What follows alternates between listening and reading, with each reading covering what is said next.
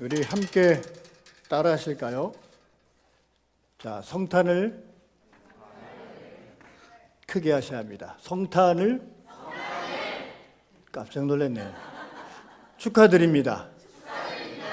예, 우리가 이게 큰 소리로 한번 연습해 본 이유가 있습니다. 우리 옆에 분에게 한번 그렇게 인사하시는 거예요. 자, 준비하시고 옆에 분에게 큰 소리로 인사하십니다. 시작.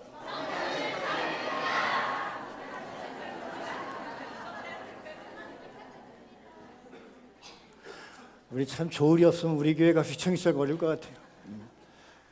그러니까 교회 절기 중에서 가장 우리가 기뻐하고 감사하고 또 소망 가운데 있는 그런 절기가 바로 성탄절과 부활절입니다. 예, 두 개가 하나 견줘서 부족한 것이 없을 정도로 우리에게는 정말 감사의 그런 절기죠. 그래서 원래 이 성탄절 되고 부활절 되면은 우리가 축제를 벌려야 돼요. 이렇게 가만히 있으면 안 돼요. 그냥 의자에 앉아 있어도 안 돼. 모두 일어나서 막 분위기를 이렇게 우리 하나님께 경배하고 찬양하고 그래야 되는 것이 마땅한 건데 우리의 그 전통이 이렇게 흘러왔기 때문에 이렇게 오는 건데, 자, 한번 해보겠습니다. 제가 예수 그리스도께서 탄생하셨습니다 하면 여러분 어떻게 하신다고요? 그렇지. 와 하면서 우리 하나님께 감사와 찬송과 존경의 표시를, 그게 바로 반응인 거예요. 반응. 예배에 있어서 한 반응. 우리 한번 그렇게 해보실까요? 준비되셨나요? 자, 우리 민주사님 잘하실 걸로 믿습니다. 네. 자, 예수 그리스도께서 우리에게 오셨습니다. 할렐루야. 얼마나 좋습니까? 네. 성탄절을 맞이해서 우리가 오늘 본문이 왜 이 본문을 택했을까 의아해 계신 분도 계시겠지만, 성탄절은 바로 예수 그리스도십니다. 다른 것이 없습니다. 성탄절을 통해서 우리가 예수 그리스도의 오심을 기다리고 기대하고 소망 가운데 있는 것이죠. 바로 예수 그리스도, 그 외에는 아무것도 없습니다. 산타클로스 있을까요? 아니요. 오직 예수만 우리의 예배의 대상이시고 찬송의 대상이십니다. 오직 그분만이 우리의 소망이십니다. 이제 그분께서 우리에게 일하시고 또 우리에게 말씀하시는 그 모든 것들이 우리를 통해서, 사람을 통해서 역사하시는 것입니다. 그래서 우리는 성탄절을 맞이하면서 오직 예수 그리스도, 그분께만 집중을 해야 되는 것이죠. 그리고 그분 안에서 우리가 살아가면서 어떻게 예수 그리스도의 모습 그대로 우리가 본을 받아서 그분이 행한 길을 우리가 따라가는 것, 그것이 바로 성탄절의 의미인 것이죠. 다른 것이 없습니다. 그런데 너무너무 안타깝고 아쉬운 것은 지금도 저 가자 지구와 우크라이나에는 총성과 포탄이 계속적으로 이어지고 있습니다. 어제도 또 공격을 했다고 하죠. 예수님의 고향이신 베들레헴 땅에 지금 추리가 반짝반짝거리고 캐롤이 울려 퍼지고 찬양이 울려 퍼져야 함에도 불구하고 지금 베들레헴 땅엔 슬픔의 노래만 들리고 있습니다. 이게 어찌 된 것입니까? 그들이 말하는 하나님의 사랑이 과연 무엇인지. 여러분, 전쟁은 우리 하나님께 속한 것입니다. 오로지 전쟁은 하나님께 속한 것입니다. 인간이 좌지우지할 수 있는 것이 아니죠. 그런데 왜 지금 이렇게 슬픔의 소리가 난무하는 그런 전쟁 중에 있는지 너무너무 안타깝습니다. 우리가 성탄절을 통해서 다시 한번 예수, 그분이 우리의 소망이시고 우리의 힘이 되시고 능력이 되신 그분만 의지하며 그분 안에서 살아갈 때 전쟁과 또 우리에게 가난과 궁핍, 여러 가지 모든 환난은 바로 그리스도 안에서 다 해결될 줄 믿습니다. 여러분, 미국의 최초의 흑인 국무장관이 누군지 아시죠? 바로 콜린 파월이었습니다. 저 어렸을 때 사진이네요. 젊었을 때 이제 갓 군대 들어간 우리 콜린 파월 전 국무장관이었습니다. 이는 미국 최초로 흑인 국무장관이었습니다. 다음 사진은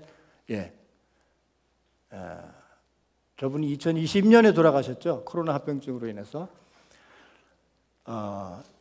흑인이라는 핸디캡이 있지만은 그 핸디캡을 갖지 않고 긍정적인 사고방식을 지님으로써 이분이 나중에 이렇게까지 훌륭한 사람이 되었습니다.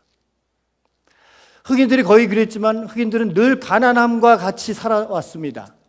어려서부터 그래서 그 가난을 이기기 위해서 아르바이트와 노동의 일을 엄청 많이 했다고 합니다. 하루는 이 파월이 공장에 어떤 또랑을 파는 아르바이트를 하는 곳에 찾아갔다고 합니다. 그런데 그곳에서 두 사람이 일을 하고 있었는데 한 사람은 일이 너무 힘들다고 불평불만만 하면서 일을 제대로 하지 않더랍니다. 그런데 어떤 사람은 성실하게 묵묵하게 자기에게 주어진 일들 잘 감당하면서 일을 열심히 하더랍니다. 그 후에 2년 후에 또 아르바이트를 하러 그곳에 동일한 곳에 갔다고 합니다. 그런데 불평불만하고 일을 열심히 안 했던 그 한 사람은 계속 가보니까 불평만 하고 일을 계속 하더랍니다. 그런데 열심히 일을 했던 그 사람은 그 일을 열심히 하면서 지게차 운전수가 됐다고 합니다. 승진을 한 것이죠. 자기가 열심히 노력해서 라이센스도 따고 결국 지게차 운전을 하더랍니다. 이후에 2, 3년 있다가 또 그곳에 갔습니다. 아르바이트를 참 많이 했어요, 저 사람이. 또 갔더니 그렇게 불평하고 일을 열심히 안 했던 사람이 어떻게 됐을까요? 결국은 병에 걸려서 해직을 당했다고 합니다. 그런데 그 열심히 일하던 사람은 결국에는 그 공장의 사장이 되었다고 하네요. 이렇게 자기가 처한 환경에서 그 처한 상황을 바라보지 않고 오직 묵묵히 성실하게 일을 했을 때 결국 그 공장의 사장이 된 그를 보면서 파월은 자기도 자기의 인생의 모토로 삼았다고 합니다. 어떤 환경이라도 불평하지 않고 그 주어진 환경 속에서 최선을 다하고 그리스도 안에서 그 일을 감당할 때 어느 때인가는 저렇게 사장이 될 수 있구나 라는 희망을 가진 것이죠. 그렇게 이 파월은 어느 환경 속에서도 최선을 다해서 일을 했더니 별 4개를 다는 장군이 되었고 그 다음에 합창의장이 되고 나중에는 국무장관까지 올라가서 아주 성공의 본보기로 미국에서 인정해 준 사람이 바로 이 콜린 파월 국무장관이었습니다.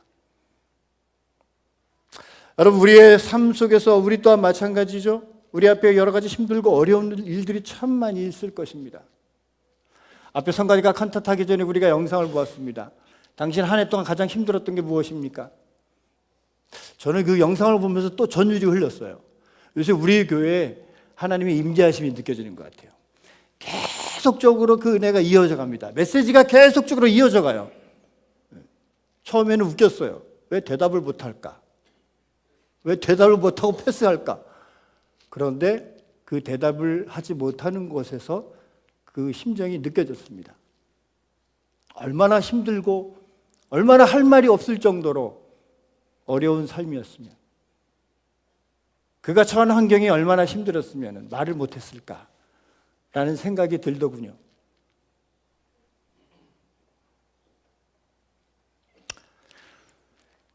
우리의 처한 환경, 우리의 처한 그런 모든 상황이 아무리 힘들고 어렵다 할지라도 그것을 어떻게 바라보고 어떻게 우리가 대처하느냐에 따라서 우리의 앞길이 전혀 달라질 것입니다.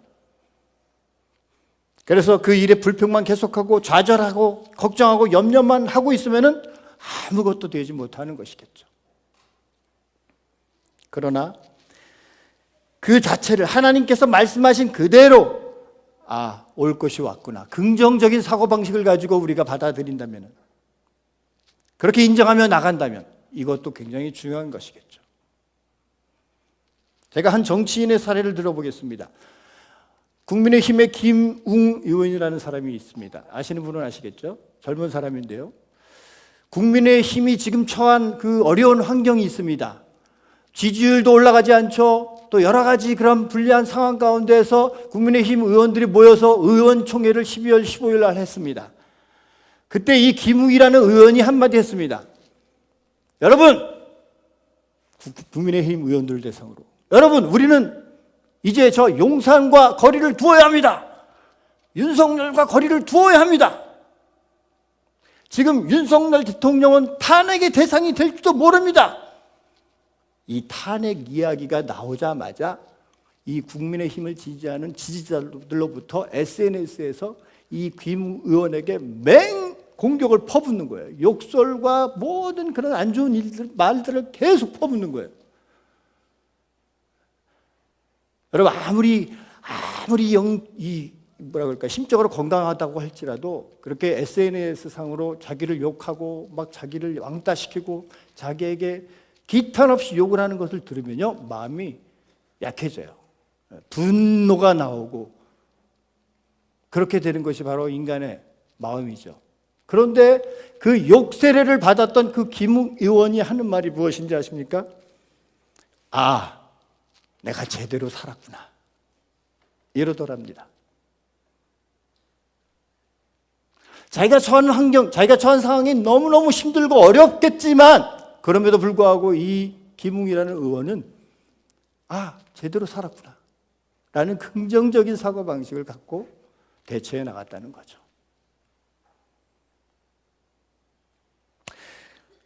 이렇게 자기가 처한 어려운 상황과 환경을 인정하고 감사로 받아들이고 최선을 다해서 열심히 그리스도 안에서 일을 할 때 어느 때인가는 귀한 열매가 맺어질 줄 믿습니다. 오늘 본문은 사도 바울이 이 베드로를 책망하면서 복음에 관한 내용을 설명하는 그런 내용입니다. 먼저 베드로가 여기에는 게바라고 나오죠. 이 게바가 수리아 안디옥에 가서 이방인들과 같이 음식을 한참 먹고 있었습니다. 여러분, 그 당시에 유대인들과 이방인들이 음식을 같이 먹는다는 것은 굉장한 불의입니다. 먹으면 안 되었습니다. 그런데 이 베드로가 이방인들과 식사를 같이 하고 있던 그런 상황이었죠. 그런데 그때 야고보가 예루살렘 교회 감독이었는데 그쪽에서 유대인들이 이렇게 오는 것을 베드로가 본 것입니다. 베드로가 이방인들과 같이 있었다고 할까 싶어서 베드로가 어떻게 행동을 합니까? 밥을 먹다가 급하게 슬그머니 나가버리는 거예요.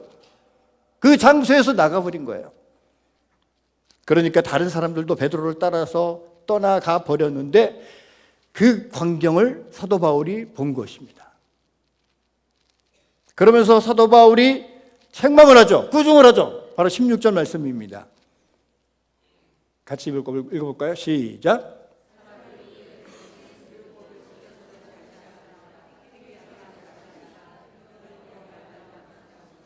믿음으로 말미암아 되는 것이다, 이렇게 설명을 합니다. 그래서 다시 율법으로 돌아가려고 하는 것은 모양내는 것이다. 그것은 모순이다. 잘못된 것이다.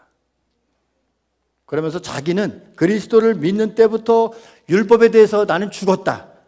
율법을 다 지킬 수 없는 것을 나는 알았다. 그래서 율법을 다 지킬 수는 없지만 나는 그리스도 안에서 살려고 지금까지 애를 쓰고 있다가 이야기를 이렇게 하고 있는 것이 바로 오늘 본문의 내용인 것이죠. 그렇습니다. 오늘 우리가 맞이하는 이 성탄절을 통해서 예수님의 오심을 기억하고 또 예수님께서 어떠한 삶을 살았는지 우리가 재조명을 하고 우리 또한 예수 그리스도 안에서 다시 새롭게 살아야 하는 것을 다짐할 수 있는 그런 의미 있는 성탄절이 되었으면 좋겠습니다. 자, 그러면 오늘 본문을 통해서 어떻게 그리스도 안에 사는 자가 되어야 되는지 한번 알아보겠습니다. 첫 번째, 주님께 인정받으려고 애쓰는 자가 되어야 됩니다. 어떻게 한다고요? 주님께 인정을 받으려고 애를 써야 한다는 것이죠. 그러한 자가 그리스도 안에서 사는 자가 되어야 한다는 것이죠. 12절과 13절 말씀입니다.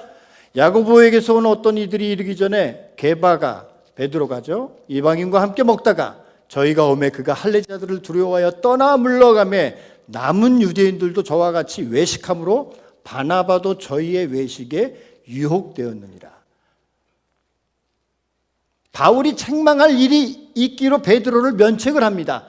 면전에서 책망한다는 거죠. 그 내용을 설명하고 있는 거예요. 그래서 14절에 바울은 베드로에게 책망을 합니다. 뭐라고 책망을 하냐면 이렇게 책망을 하죠. 네가 유대인으로서 이방인을 쫓아 유대인답게 살지 않으면서 어찌하여 억지로 이방인을 유대인답게 살게 하려고 그러느냐. 한마디로 본이 안 되면서 너는 본이 안 되면서 남한테 왜 그렇게 살려고 하느냐. 이렇게 책망을 했습니다. 여러분 여기서 지금 여기에서 베드로는 누구를 의식했습니까? 바로 사람을 의식했습니다. 사람에게 잘 보이려고 그렇게 슬그머니 밥 먹다가 유대인들이 오니까 그렇게 보이지 않는 사람처럼 보이려고 슬그머니 빠져나간 거예요. 이것이 바울이 베드로를 책망하고 있는 내용이죠. 여러분 우리 또한 다를까요? 마찬가지입니다. 신앙생활할 때 우리는 사람에게 인정받는 모습을 보이면은 안 된다는 것이죠. 거룩한 형상으로 또한 거룩한 어떤 모습으로 거룩한 어떤 말로 거룩한 어떤 행동으로 다른 사람에게 모습을 보이려고 하는 것, 그것은 안 된다는 것을 지금 이야기하고 있는 것입니다. 그렇기 때문에 우리는 사람을 의식하지 말고 하나님을 의식해서 바로 주님에게 인정받으려고 애를 써서 그리스도 안에 사는 자가 되어야 합니다. 이것을 잘 설명해 주는 구절이 바로 있습니다. 갈라디아서 1장 10절. 우리 다 같이 한번 읽어볼까요? 시작.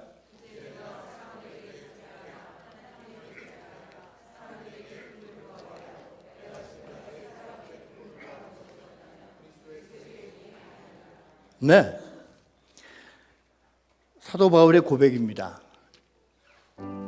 이것을 제가 한번 찬양을 한번 고백을 해보겠습니다. 사도 바울이 이렇게 고백을 했어요.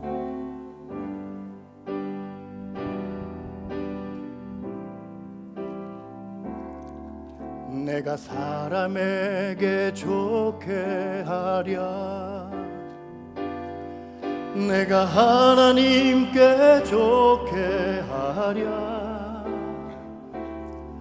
내가 사람의 기쁨을 구한다면 하나님의 종이 아니라.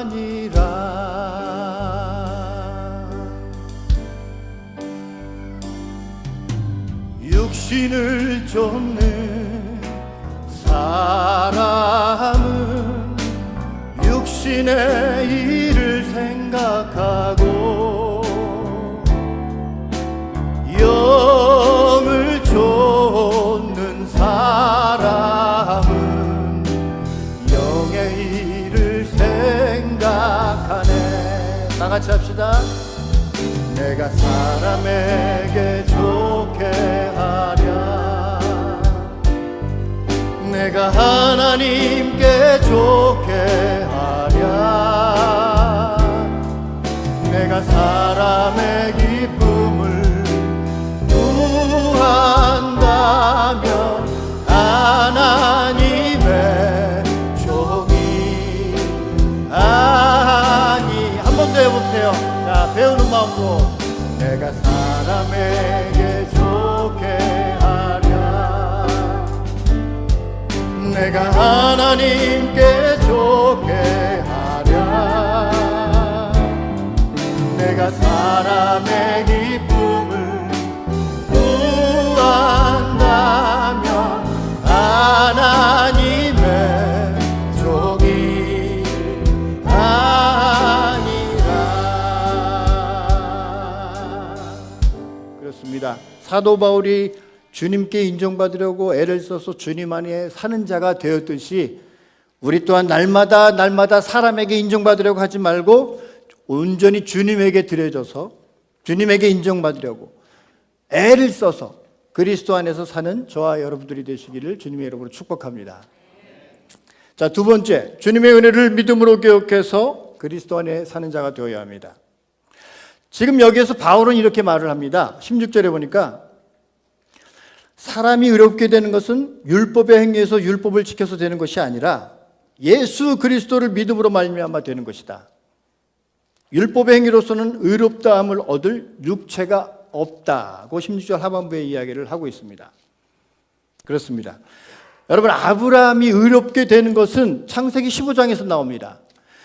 근데 아브라함이 무엇을 해서 의롭게 되질 않습니다.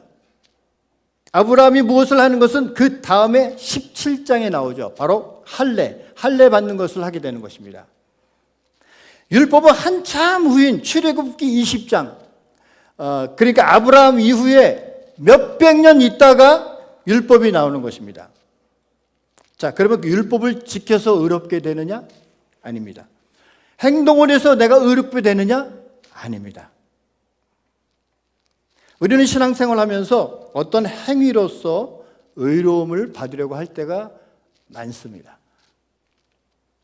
그렇지만 내가 무엇을 해서 내가 의롭게 되는 것이 아니고 우리 주님께서 벌써 우리가 전에 과거에 지은 죄, 또 지금 지은 죄, 앞으로 지을 죄까지도 모두 2000년 전에 십자가에 피 흘려 돌아가심으로 그 모든 것이 다 해결이 된 것입니다. 그것을 나 자신이 믿기만 하면 되는 것입니다. 그런데 지금 내가 의롭게 되려고 내가 무엇인가를 자꾸 지켜서 하려고 하면은 안 된다는 거죠. 여러분, 우리는요, 아무리 율법을 다 지키려고 해도 그 율법을 지킬 수가 없는 존재입니다. 생각해 보세요. 마음으로 미워하면 악인이래요. 마음으로 음욕을 품기만 해도 강간이라고 합니다. 그것을 우리가 어떻게 지키며 살 수 있겠습니까? 우리는 100% 율법을 지킬 수 없는 존재들이에요. 약한 자들이에요. 죄 가운데 살 수밖에 없는 그런 죄인들입니다. 우리 대신 그 죄값을 짊어지고 죽으셨다는 것을 내가 믿으면 되는 것입니다. 그리고 나서 그 다음에 내가 열심히 내가 주님의 일을 해야 되는 것이죠. 이제 내년도 한 해 우리 교회 할 일이 얼마나 많습니까? 저는 개인적으로 너무 감사해요. 할 일이 많아서. 예. 이제 우리가 그것을 믿으면서 우리에게 허락하신 그 일들을 모두가 합력해서 이제 선을 이루어 나가는 그런 2024년 한 해가 되었으면 좋겠습니다. 더 크게 아멘 하셔야 돼요. 이런 부분에서는. 우리 주님께서 나에게 그렇게 은혜를 베풀어 주셨다는 걸 기억하십시오. 그것을 기억하지 않고 내가 무엇인가를 하는 것은 전부 나를 위해서 하는 것입니다. 그래서 주님의 은혜를 믿음으로 기억하는 그리스도 안에 사는 자, 그 사람은 정말로 하나님 가슴에 기억되는 사람이 될 것입니다. 우리 모든 신앙생활에서도 마찬가지죠. 우리는 먼저 율법을 이해하고 그 다음에 복음으로 갔다가 그 다음에 율법으로 가서 열심히 하는 것입니다. 마지막으로 세 번째, 옛생활을 십자가의 못을 박아서 그리스도 안에서 사는 자가 되어야 합니다. 지금 바울은 그렇게 말합니다. 19절에 보니까 내가 율법으로 말미암아 율법을 향하여 죽었다. 전에는 스스로 의롭게 되려고 율법을 지키려고 애를 썼다는 것이죠. 그런데 이제는 내가 율법으로부터 그것을 지키려고 하지 않았다는 것입니다. 율법을 아무리 지키려고 해도 율법을 지킬 수가 없다고 하는 것이죠. 예, 얼마나 솔직한 거예요. 바울이 그것을 깨닫고 이렇게 이야기하죠. 나는 율법을 지키려고 하지 않고 하나님 안에서 나는 살려고 할 거야. 왜냐하면 그리스도와 함께 십자가에 못 박혔기 때문이다 라고 고백을 하고 있습니다.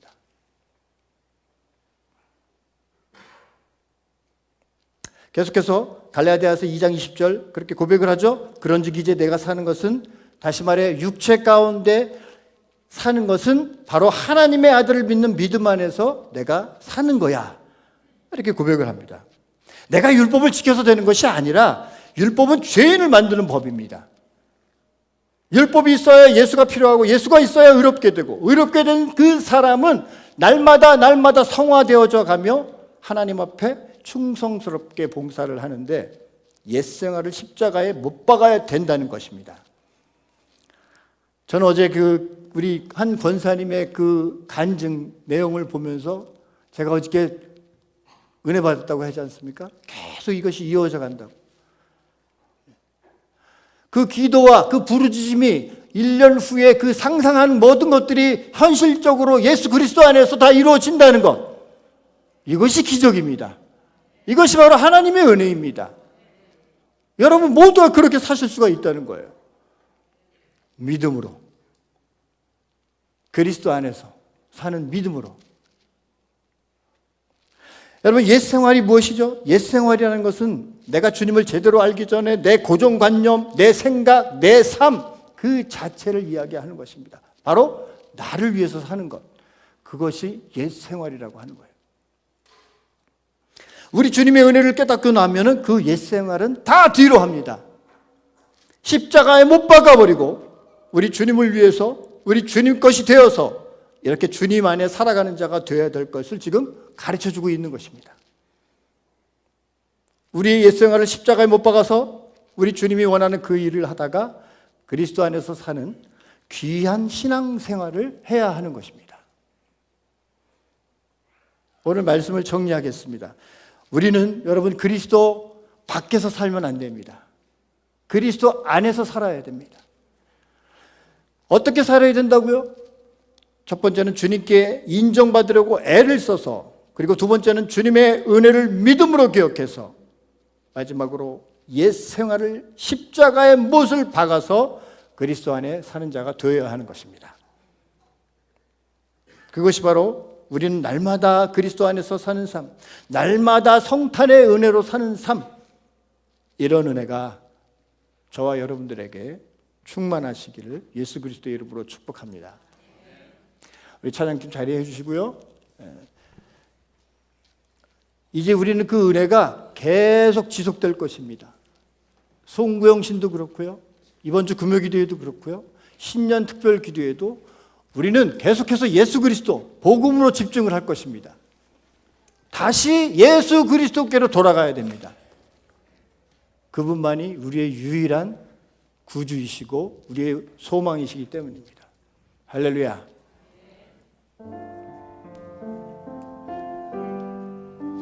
노래